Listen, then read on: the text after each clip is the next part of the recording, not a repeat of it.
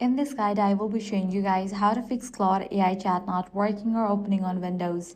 Let's get started. First, we'll load the page if you are using the web version. If you are using the app, completely close it and relaunch it. Next up, log out and log in back to your account. With these, your problem might be fixed. If you are using web version, clear cache and cookies for the Claude.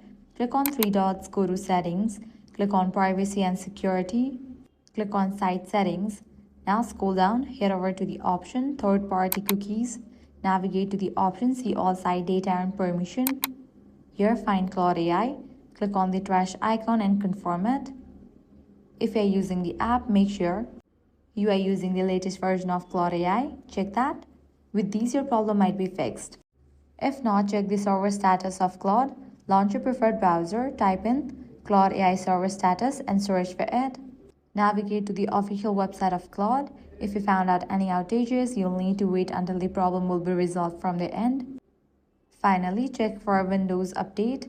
Launch Settings, go to Windows Update. If any updates are available, just click on Update and update your software. With these solutions, you'll be good to go. Your problem will be fixed. If this guide was helpful, do not forget to like, share, and subscribe.